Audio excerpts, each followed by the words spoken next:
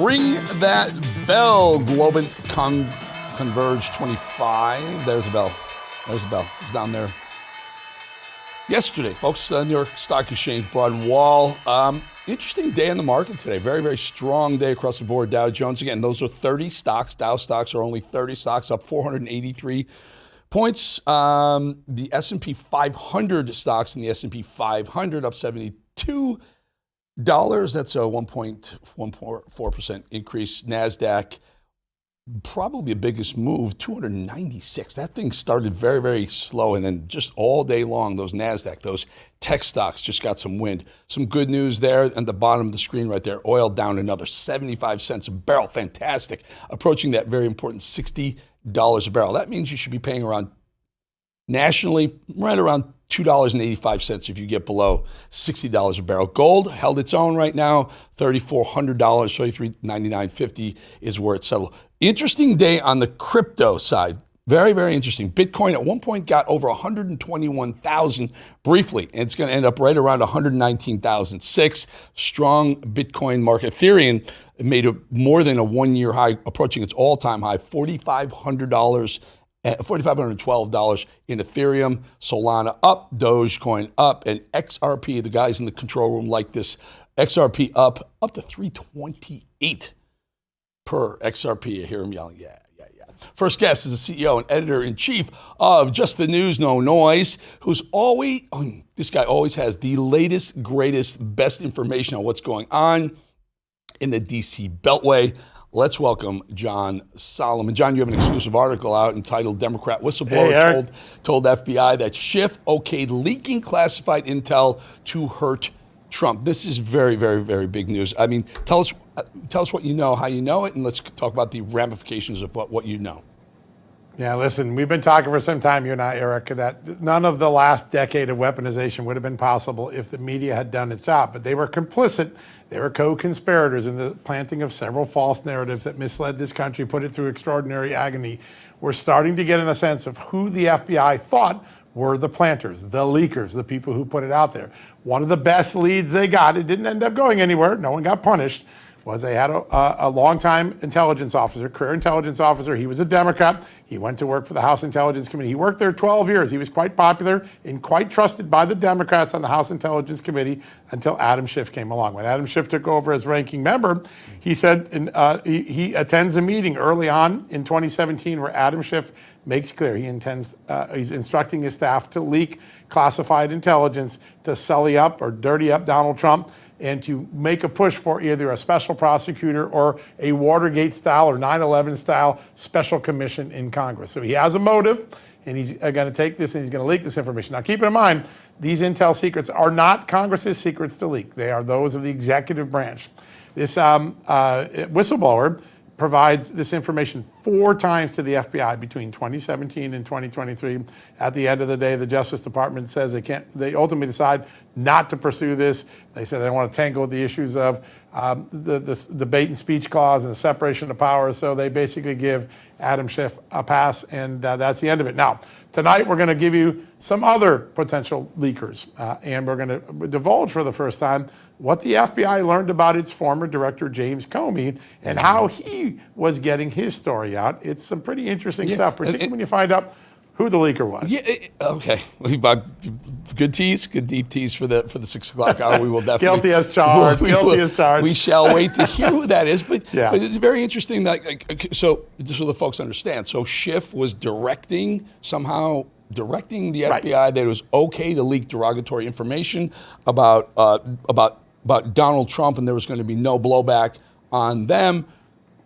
How dirty was the FBI under James Comey? I can think of Strzok and Page and so. Yeah. So how dirty were they?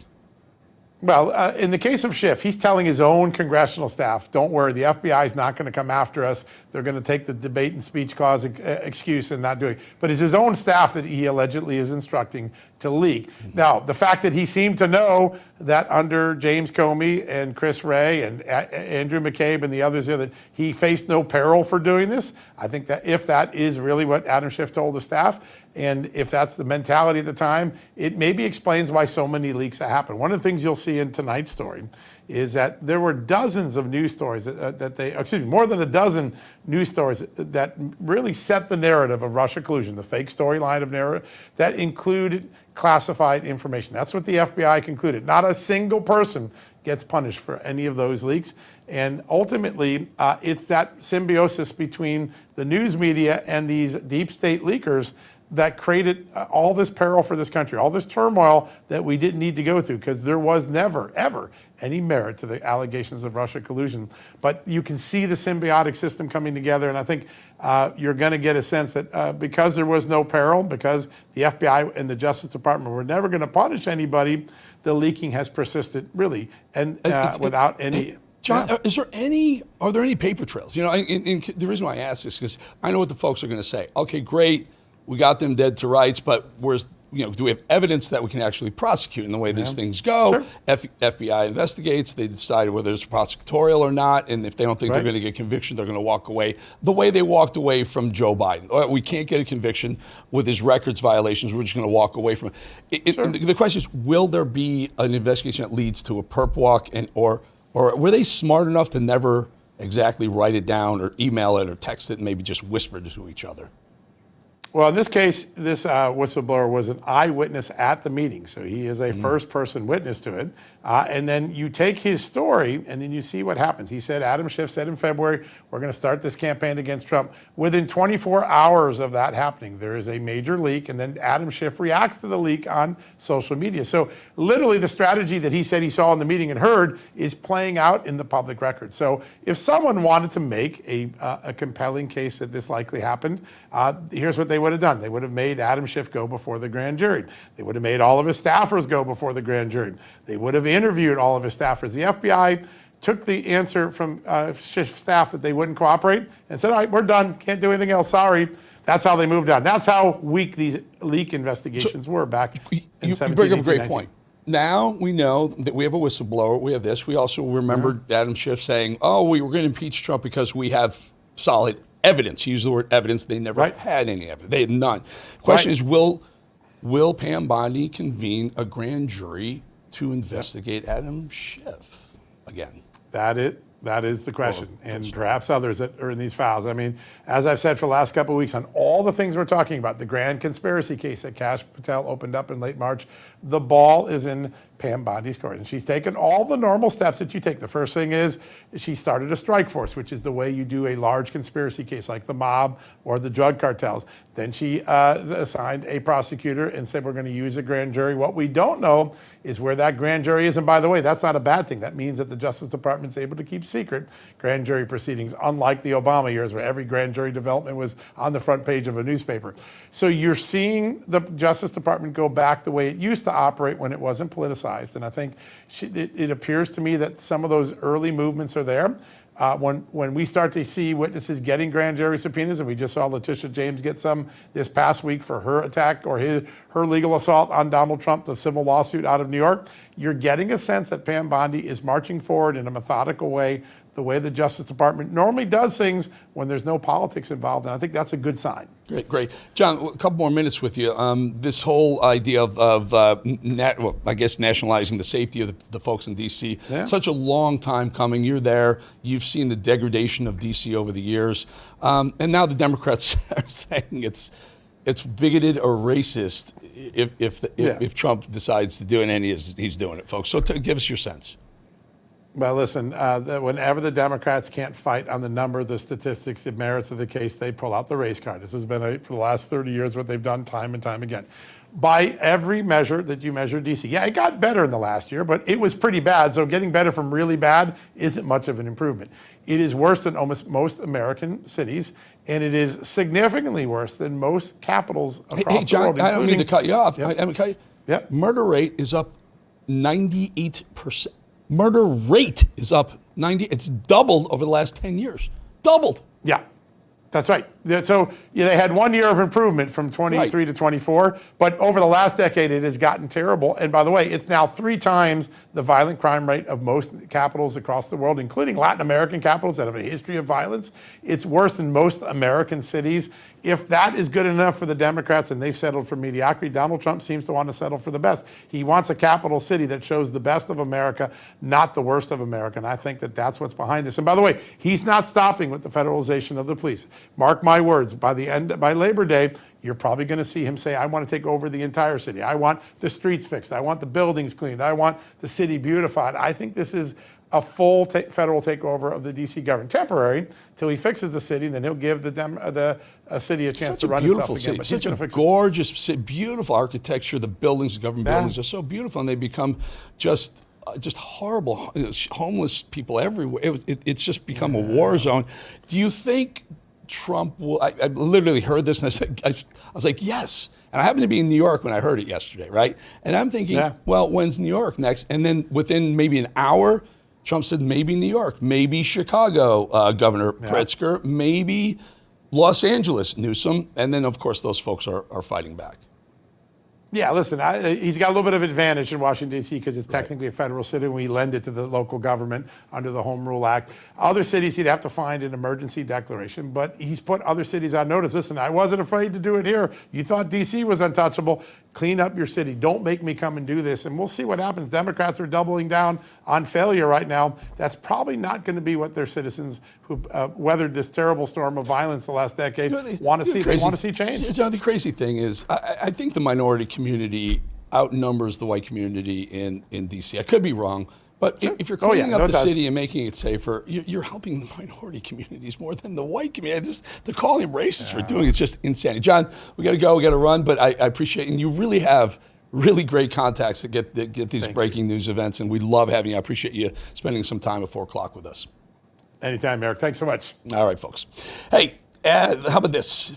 Is the continued divide between Trump and the Federal Reserve putting us behind the curve again? Can the Fed take the right action at the right time, or are we going to be looking at a potential economic slowdown? And what does this mean for your savings? You always should consider diversifying with gold, and you should always consider using the Birch Gold Group. For decades, gold has been viewed as a safe haven in times of economic stagnation, global uncertainty, and high inflation. And Birch Gold makes it incredibly easy for you to diversify some of your savings into gold. If you have an IRA or old 401k, why not convert it into a tax-sheltered IRA in physical gold, or just buy some gold and keep it in your safe like I do? First, get educated. Birch Gold will send you a free info kit on gold. Just text the word America to number 989898. Again, that's America to 989898. Consider diversifying a portion of your savings into gold. I absolutely do that myself. That way, if the Fed can't stay ahead of the curve for the country, at least you can stay ahead of the curve for yourself and your finances. Okay, Mad Dog, what do we got here? Ben, what do we got here? We don't have the video? We don't have the Edge video? All right, we'll put that graphic. There you go. What do you think that is? Hey, call me. By the way, you had some great guesses. Okay. Do you want to bust out of this? Yeah, let's go to it. Let's go listen to Tom Homan for a minute, shall we? I mean, it's just the violence and the crime is terrible here, and yeah, ICE is going to play a role. ICE officers are trained in police tactics too. When you go through the ICE Academy, there's a huge portion of that academy on police duties, police responsibilities. Whether it's constitutional rights, handcuffing, all sorts of things are outside the ICE realm that we cross-train in police duties. So they're well trained to help in any mission when it comes to law enforcement. Mr. Hillman, DHS says 100,000 Americans have signed up to be a part of ICE. How many of those folks do you think will ultimately get signed on in order for the agency to meet its deportation goals? We need to hire 10,000, so we need to hire the best of that 100,000. We make sure we hire quality because it's a tough job, and we got to make sure we get the right people, and that's why we're working hard to make sure we do. Anything else? And no update on any deportations here in Washington, D.C.? Pardon me? Any updates on any raids or deportation efforts here in D.C. while your men are out on the street here? Do You're going to see more deportations come out of Washington, D.C. than you've seen in the past. I guarantee that. Can you confirm how many states are working with right now to create migrant detention facilities similar to the one we see in Florida? Several being worked on, but I won't name them until we actually have an agreement on it. But there's several states that have stepped up wanting to assist, and that's really a question for the secretary who's handling that. But we'll see what states come through. But I applaud the state stepping forward. This has been a state issue too. What the Biden administration did the last 4 years was terrible, releasing a lot of, millions of people in this country not properly vetted. So the states are taking an interest. They care about public safety too. And I'm not saying every illegal alien is a public safety threat, but many are, and the states are taking it seriously. So I'm glad they're stepping in. Mr. Holman, at the beginning of the year, we read how Colombia didn't want to accept some deportation flights. And they were like the first example of how they changed their mind very quickly about deportations. Are they cooperating right now, Colombia or other countries in the Western Hemisphere? Well, just about everybody's cooperating because they know if they don't want to take their nationals back, we'll send them to a third country. One thing's for sure, an illegal alien criminal threat, a public safety threat, or national security threat isn't staying here. So either the company takes it back, or we'll send them to a safe third country. Thank you, Johnson.